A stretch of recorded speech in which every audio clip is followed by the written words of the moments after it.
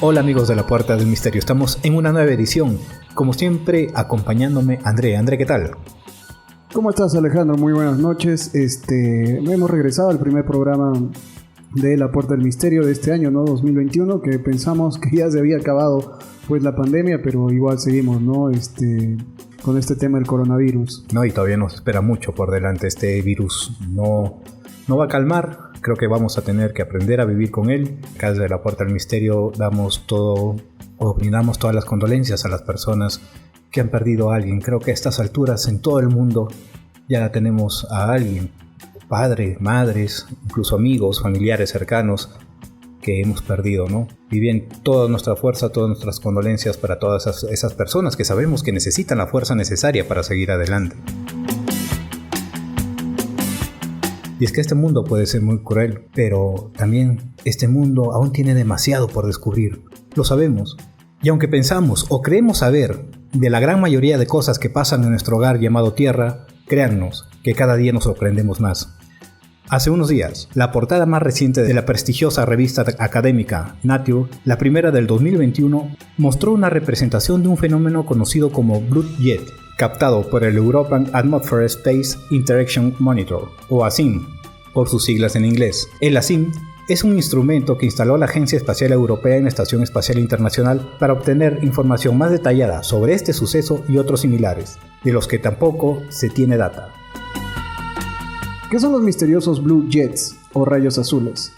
Se trata de chorros azules muy intensos de unos microsegundos de duración que ascienden desde la nube hasta lo más alto de la atmósfera y solamente pueden verse desde el espacio, ya que se originan a una altura de 10 o 15 kilómetros desde las nubes y ascienden en la atmósfera, donde pueden alcanzar alturas de hasta 50 kilómetros. En esta ocasión, el ASIM logró capturar y medir un chorro de luz azul que se inició en una nube cerca de la isla de Nauru en el Océano Pacífico. Este impactante descubrimiento afecta de forma directa al estudio del calentamiento de las zonas más altas de la atmósfera y al circuito eléctrico global.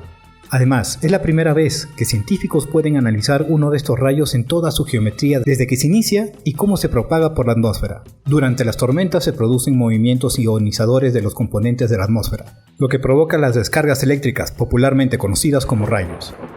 Estos se pueden desplazar entre nubes, desde la nube a la Tierra o viceversa. La novedad del Blue Jet, recientemente captado por ASIM, es que los científicos pudieron calcular posición, duración, evolución y velocidad desde su origen, algo que nunca habían podido hacer anteriormente.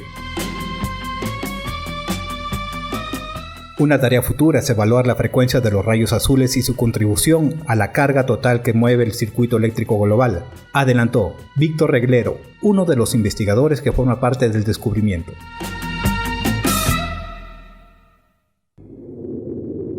Desde el otro lado, cuéntanos lo que quieras al Facebook, La Puerta del Misterio, o mándanos un mensaje de texto al 986-746-489.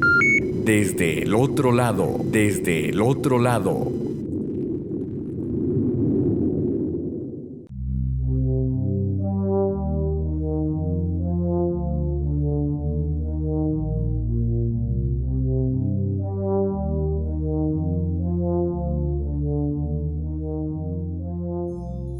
Igual de enigmático es un fenómeno que se ha venido estudiando, debatiendo y por qué no censurando desde hace mucho tiempo. Y es que el hombre, más aún los que se evocan al misterio, han observado con lupa a las personas que afirman tener la capacidad de comunicarse con el más allá y transmitir mensajes de los espíritus de nuestros seres queridos. Esta versión del espiritismo, explotada comercialmente hasta la saciedad, involucra a hombres y mujeres que prometían el ansiado contacto con los que nos dejaron. Así es, André, y es que estos ya no se evocan solo a reuniones casi clandestinas en despachos lúgubres, sino que además reunían multitudes en conferencias para demostrar el poder del espiritismo, muchas veces certificado incluso con científicos de la época. Acá en la Puerta del Misterio no dudamos que se puedan encontrar personas con dicho poder, pero ¿qué pasa cuando ese don no existe?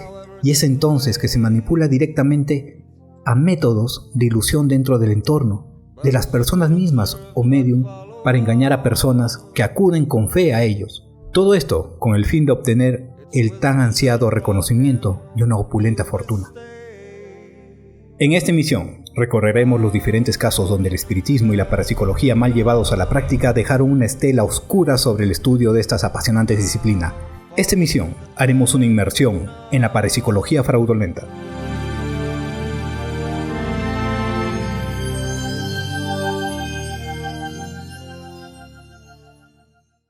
Por ejemplo, esto sucedió hace años, cuando el espiritismo se posicionaba inicialmente por gran parte de Europa, a mediados de 1920. Una penumbrosa habitación, varios hombres de ciencia examinaban a una muchacha. Entre aquella comunidad científica, uno de ellos anotaba y daba fe que se generaban alaridos provenientes de ella. Es más, una voz, por llamarlo de alguna manera gutural. Ya habían pasado varios minutos que los ojos se presentaban completamente blancos, sin rastro alguno de pupila. Para tal época era imperante que el espiritismo, que la medium, en este caso la muchacha, esté completamente desnuda. Pero en aquella habitación, en casi penumbra, pasa algo que en el momento no pudieron explicarlo. La ansiedad conjunta se hace presente cuando de la boca de la chica emerge algo. En ese preciso momento se escucha una voz extasiada. Era uno de aquellos científicos, exclamó algo llamado el ectoplasma. Y es que en aquellos años, como mencionamos anteriormente, el espiritismo y su estudio estaban en boga a tal punto de generar discusiones entre diversas posiciones, ya que los médiums y los inmersos en la parapsicología afirmaban no solo el contacto con los muertos, sino además generaban a través de diversos orificios de su cuerpo una sustancia incolora que puede llegar a convertirse en caras o en diversas partes del cuerpo. Pero regresando al caso de la joven, ahora desvelando su nombre, Dolores, surge una masa brusca que genera heridas en la boca y fuertes arcadas. Uno de los doctores pertenecientes a la Universidad de Barcelona se cerciora que la joven Dolores ha expulsado una masa que se mueve y da la conformidad que es un espíritu, un espectro de otro mundo. Todos los científicos salen por el miedo que emite la dantesca escena.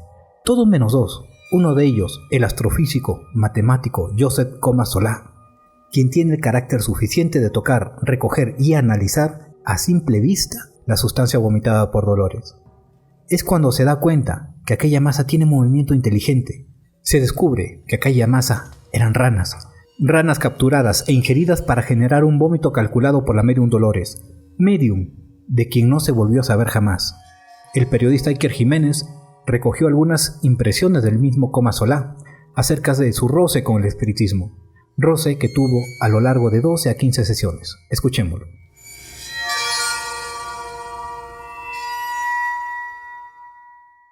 Él en 1907, y esto es importantísimo, y hablamos, repito, de una autoridad científica mundial, escribe, con una columna que era leidísima en La Vanguardia, El espiritismo ante la ciencia, y asegura que después de todo lo observado hay muy pocos casos reales y hay muchos fraudes. Él decía, en ese escrito, en El espiritismo a la luz de la ciencia, pasaron años sin tener jamás ocasión de presenciar ningún fenómeno de mediumnidad, hasta que por especial coyuntura, a mediados de 1906, se me presentó la ocasión de ver algo sobre este particular, gracias a una medium a la que llamaré Z. Los fenómenos que pude observar, sigue hablando el científico, me afectaron profundamente. Impresión que, dicho sea de paso, contrastaba con la tranquilidad y la frescura con la que algunos otros compañeros ocupaban en su asunto.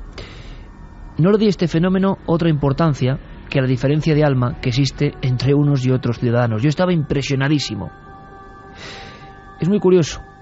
Dice, asistí a una serie bastante larga de sesiones, 12 o 15, y al propio tiempo leí, estudié y reflexioné sobre este asunto.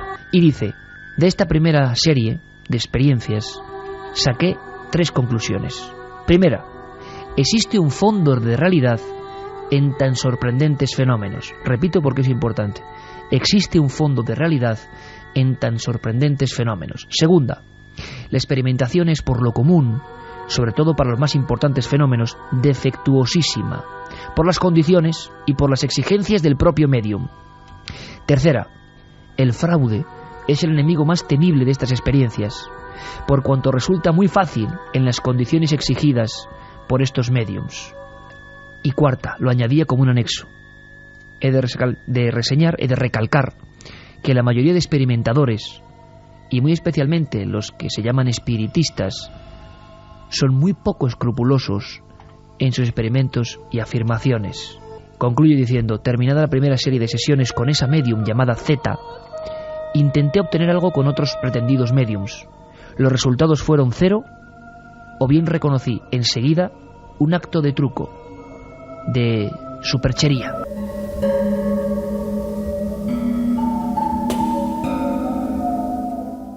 Quedémonos con esta frase: un fondo de realidad. Un fondo de realidad en el fenómeno, un vacío de realidad. No era ni la primera ni la última vez que se generaba un truco barato para sacar provecho del espiritismo y la parapsicología, obviamente, para impresionar a la audiencia y convertirse en el medium que hiciera increíbles proezas. Pero ¿cuántos fraudes hubo? ¿Cuántos trucos? ¿Cuántas formas de impresionar al público, muchas veces compuesto de la comunidad científica? Tal poder tuvo esta corriente que en el siglo XIX, en Francia y España, los periódicos daban datos como que hoy encontramos supuestos chamanes, de dónde ir y encontrar mediums, videntes, demostraciones de lo paranormal. Pero nada impactó más que en algunas repúblicas propusieran que el espiritismo sea asignatura pública para el nivel educativo básico y también parte de algunas asignaturas universitarias. Pero lo que vamos a contar hoy es el lado más ruin, quizá más bajo, más oscuro, nunca mejor dicho, de esta práctica. Porque como mencionamos anteriormente, hasta gente de ciencia, científicos certificados, eran cómplices de trucos elaborados por los espiritistas. También por su lado, el investigador, escritor, psicólogo Sebastián Darboux, quien indagó dentro del espiritismo por años, nos ayuda a sacar unas resumidas conclusiones de su trabajo dentro de aquel espiritismo.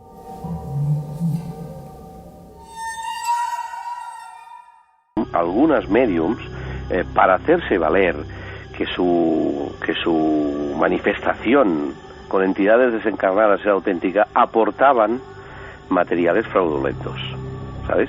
Y claro, normalmente la gente que entraba en las sesiones era incauta, oscuras, las tenían vigiladas, las sentadas en círculo, cogidas de la mano, entonces era imposible moverse y descubrirlo. Pero siempre detrás del medium había o personas que protegían al medium, personas, cortinajes, o muebles, y de estos lugares salían ruidos, salían objetos, que se movían luces, que luego, filmados y vistos a cámara lenta, nos dimos cuenta, más tarde lo hicimos con infrarrojos, que eran auténticos fraudes, incluso movidos por hilos.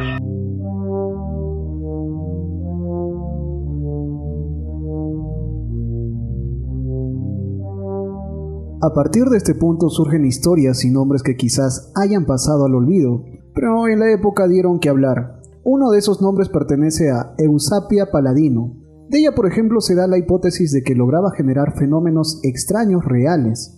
Sin embargo, había algo más: la presión de ese público inclemente, del espectáculo ante personas generalmente de alto poder adquisitivo que obligaban a hacer trucos aunque contaran con alguna facultad. Eusapia Palladino fue considerada hasta la actualidad como la medium más reconocida, o como dirían en su círculo, la más poderosa. Ella fue distinguida entre los siglos XIX y XX, y bueno, científicos y escritores y otros intelectuales estaban fascinados por ella, y la curiosidad los hacía asistir a sus sesiones. Eusapia Palladino era un enigma, la mujer que supuestamente podía comunicarse con los muertos. Aquella amargada mujer era el fenómeno social de los comienzos del espiritismo moderno. Palladino nació en una familia campesina, en Minervino, Murge, provincia de Bari, Italia. Recibió poca o ninguna educación formal, huérfana desde niña. Una familia de Nápoles la acogió como niñera, familia que afirmaba que la niña gozaba de muy mal carácter y que de por sí la catalogaban como rara. En su juventud se dedicaba a ser doméstica. Por razones del destino, llega a una casa donde se realizaban sesiones mediúmnicas. El dueño de la casa se daba cuenta de algo particular. Cuando Eusapia estaba presente en la casa y se daban estas sesiones, cosas fuera de lo normal, extraordinarias para el espiritista sucedían. Estuvo casada con un mago viajero y artista teatral, Rafael del Gais, cuya tienda ayudó a administrar. Se especula que de ahí contrajo muchos trucos que le servirían más adelante. Palladino Se casó más tarde con un comerciante de vinos, Francesco Niola. Aunque tantos magos como escépticos de la magia concluyeron que no era más que una astuta tramposa, sus sesiones estaban llenas de gente ávida de curiosidad. La fama de Paladino comenzó en Polonia. Visitó Varsovia en 2 ocasiones. La primera vez fue invitada por un psicólogo, el doctor Julian Okorowicz. La acogió en noviembre de 1893 a enero de 1894. Quería demostrar al público polaco sus poderes y, de paso, ganar una buena suma de dinero. Okorowicz la presentó al escritor polaco Władysław Prus, quien asistió a varias sesiones y comenzó a promoverla en la prensa. Durante las reuniones con Paladino, se sintió inspirado para escribir la novela histórica Faraón. Prus comenzó a escribirla en 1894, después de que Eusapia saliera de Polonia. También viajó a Francia, donde despertó admiración críticas a partes iguales. En 1898 el astrónomo Eugene Antodiani investigó sus talentos espirituales. Concluyó que sus actuaciones eran fraudulentas de principio a fin. Sin embargo, parece que la fama que le precedía de Varsovia le generó simpatías entre los grupos grandes de científicos que querían investigar sus habilidades. Un grupo de químicos, biólogos y físicos, entre los que estaban a la cabeza los famosos Pierre y Marie Curie. Parece que estaban fascinados con el incipiente campo de la física cuántica, así como por la investigación sobre la vida después de la muerte. Pierre Curie, incluso mediante una breve carta, informó a su amigo Will, carta que escucharemos a continuación.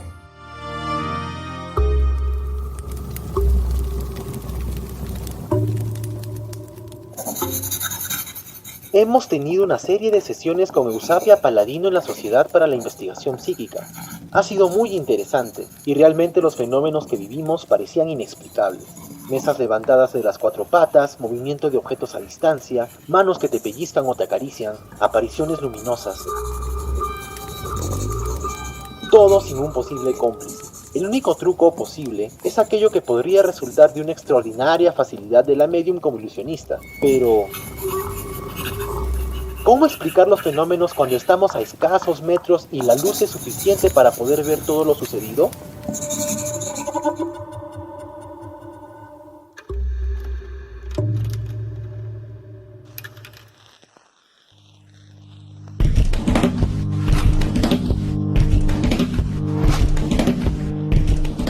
Pero ¿de qué fraude hablaban los testigos e investigadores de las sesiones de Eusapia Paladino? Los asistentes veían cómo los muebles empezaban a levitar por encima de sus cabezas, los pianos sonaban sin nadie que los manipule, y llegaba a tal punto de que los invitados sentían manos que los acariciaban e incluso los pellizcaban. Para ello llega a su vida un investigador de dichos fenómenos denominado Gamiani, un conocedor de técnicas espiritistas, quien empieza a experimentar a Eusapia, y es el mismo quien afirma que la medium se empieza a comunicar con un espíritu de un tal John King, quien le sirve como guía en el otro plano. Ya para esto, un sinfín de nombres pertenecientes a médicos y científicos deciden acudir a una sesión en Milán, Italia, para ser testigos de las formaciones ectoplasmáticas que generaba Paladino. En dicha reunión, dan fe que las manos aparecidas eran vivas y además lograban rozarles, viendo cómo el busto y las manos de las medium estaban visibles sobre la mesa.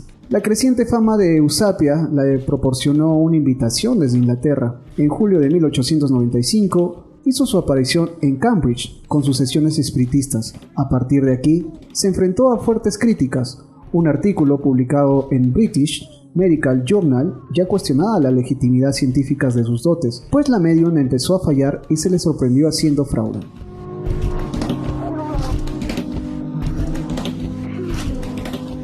Es así que poco a poco la fama de Paladino se fue desvaneciendo, igual que sus supuestos poderes. Sin nuevos trucos, ya no podía hacer levitar sillones, y ojos más atentos lograban descubrir hilos o ayudantes ocultos, juego de espejos, pañuelones, de donde salían las supuestas manos ectoplasmáticas. Su carrera como medium finalizó en Nápoles en 1918. Pocos meses después, moriría sin la fama y la fortuna que siempre buscó.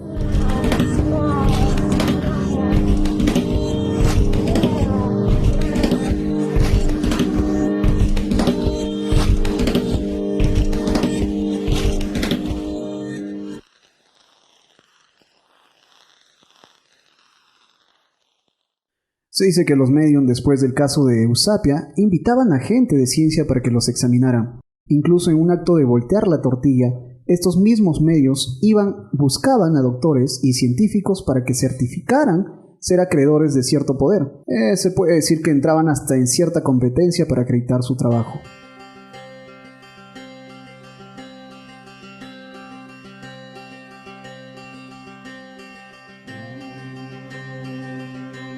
Lo cierto y verdad es que tales prácticas fueron añejando, marchitándose en el tiempo y, como todo, perdiendo cierto valor.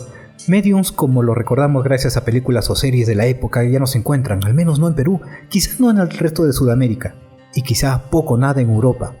No lo podemos certificar, pero sí existieron, y sí trabajaron, y se mantuvieron en vilo a muchas personas llenas de fe, de comunicarse con sus muertos.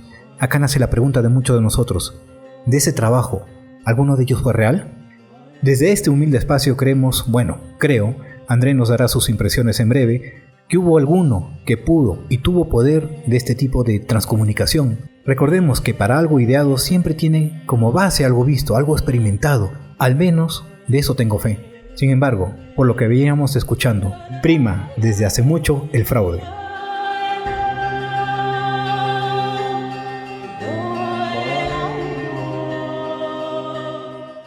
André, ¿tú qué piensas acerca de, en este caso, los fraudes en la parapsicología, en lo espiritual? Bueno, como ya veníamos comentando, y es que es muy curioso, ¿no? Porque ahí también hablamos algo de, por ejemplo, se hablaba mucho del contacto que se tenían pues estos medios con los seres, con muertos, con personas ya fallecidas. Incluso demonios, ¿eh? Y lo más raro es que ellos mismos utilizaban la magia, y por ejemplo ahí nace, pues, ¿no? Justo estaba viendo un documental de que ellos ya engañaban a la gente de cómo levitaban las cosas, ¿no? Y a través, pues, de hilos, ellos hacían como que una especie de ilusión óptica para que la persona que ha requerido el servicio de contactismo no se dé cuenta, ¿no? Y ellos, pues, decía que sí, que estaba presente la persona que había muerto y estaba haciendo levitar ese objeto, ¿no? Hemos visto, por ejemplo, mesas moverse y todo. Pero sí hay que dejar bien en claro que, por ejemplo, desde inicios desde la humanidad que ha existido, siempre hemos tenido, pues, ese bichito por conectarnos con seres del más allá. No olvidemos, pues, estas hermanas también estadounidenses, que vamos a tocarlas después. Que vamos a tocarlas, pero que, bueno, con el tiempo, pues, ya se ha perdido, ¿no? Hay también ciertos personas que se creen, pues, mediums, pero en realidad son, pues, una especie de charlatanes, ¿no? Claro, como ahora abundan, en la actualidad abundan.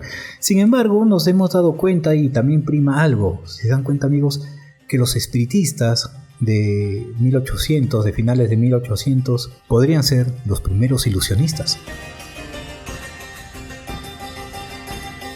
Estamos hablando de pura y dura ilusión óptica, como decía André.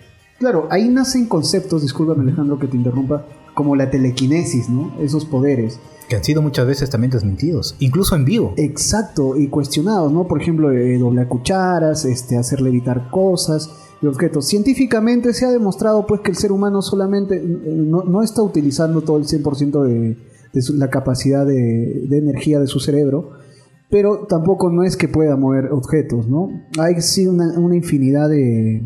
Hay una infinidad de videos, pues, ¿no? En YouTube que te explican y todo.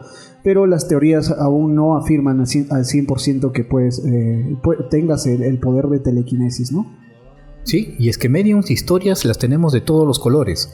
¿Qué les parece, amigos, si tocamos el nombre de Florence Cook? Una medium quinceañera, delgada, rubia, de ojos oscuros pero marcados, cabellos en bucles o rulos comúnmente llamados, dotada de grandes facultades psíquicas, bajo la rara forma de materializaciones de espíritus completas.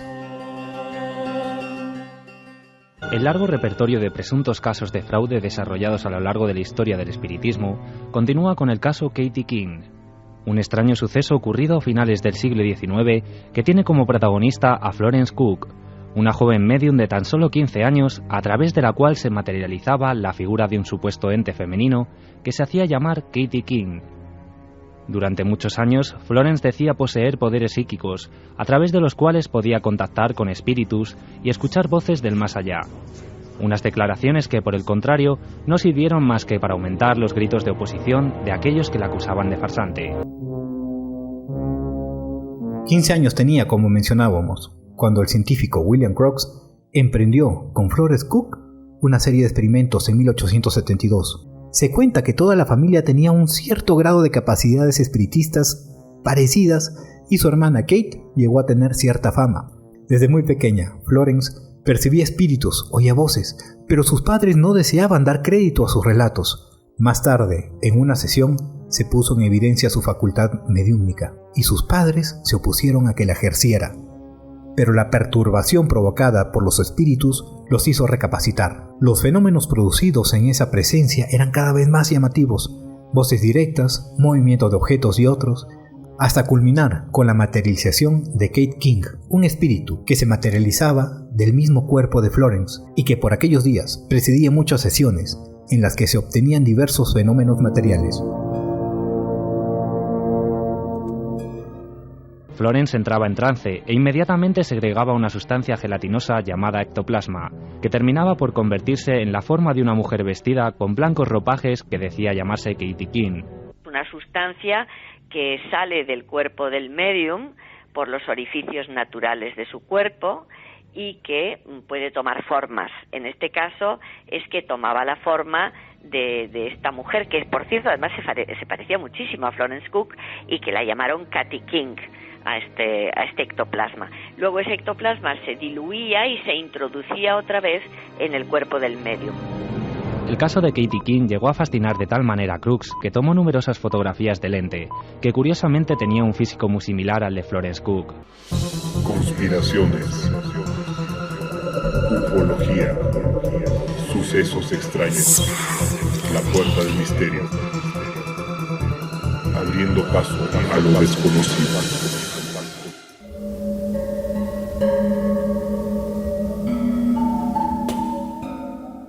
Estas presencias eran parciales al principio, pero con el tiempo fueron haciéndose cada vez más completas y reales, saliendo del marco habitual de las manifestaciones de los espíritus. No solo intercambiaba pensamientos con los presentes a través de Florence Cook, sino que incomprensiblemente aparecía materializada por completo, es decir, con un total de apariencia de vida orgánica. A raíz de esto, se colocó a la disposición de William Crookes para que éste certificara la legitimidad de los efectos que ella producía, con la finalidad de responder a ciertos comentaristas que la acusaban de farsante.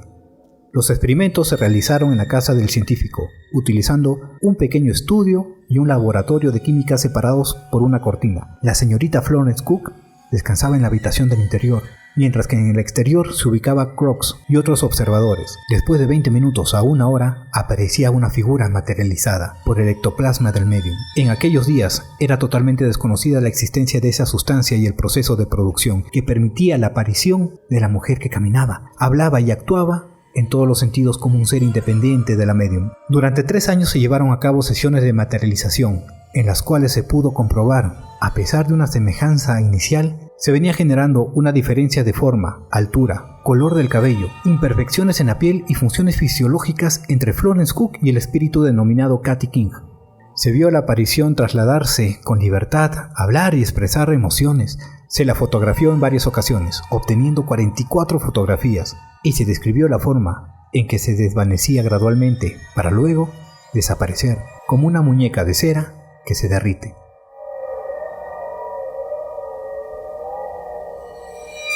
Crookes hizo una investigación escrupulosa y declaró que tenía absolutamente certeza en que eran 2 entes distintos en lo que el cuerpo se refiere, tanto en su aspecto exterior como en los signos fisiológicos, completando un estudio publicado en una obra, Investigaciones sobre el Espiritismo, donde afirmaba públicamente que tenía la seguridad absoluta en la legitimidad del fenómeno.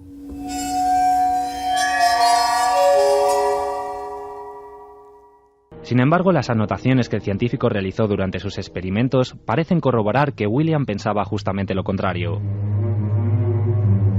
Realidad o fraude, el misterio de Katie King nunca llegó a resolverse.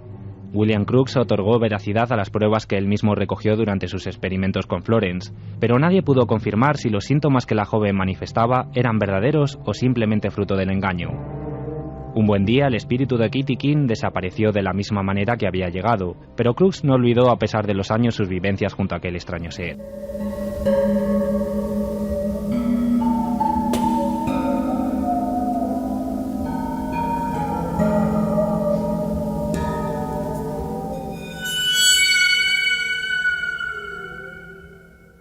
Por último, el espectro Katy King manifestó su imposibilidad para continuar materializándose.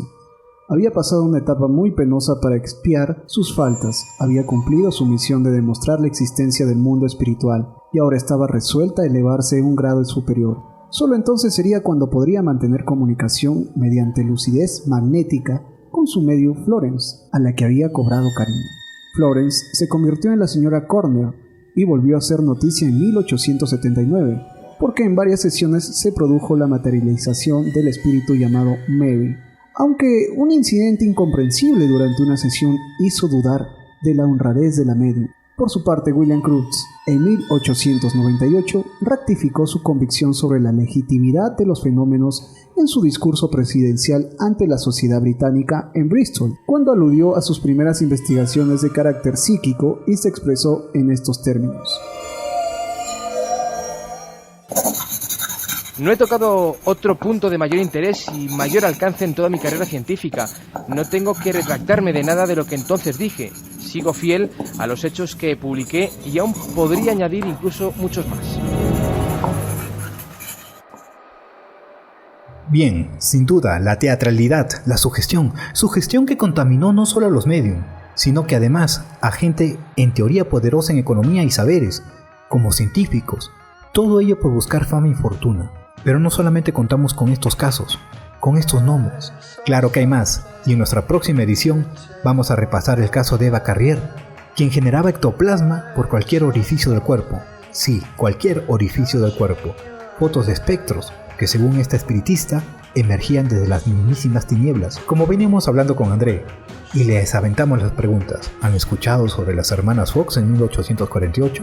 Las madres del espiritismo las escriben diferentes autores. Falsos poseídos. Volvemos con todo ello en la siguiente emisión, acá en La Puerta del Misterio, abriendo paso a lo desconocido.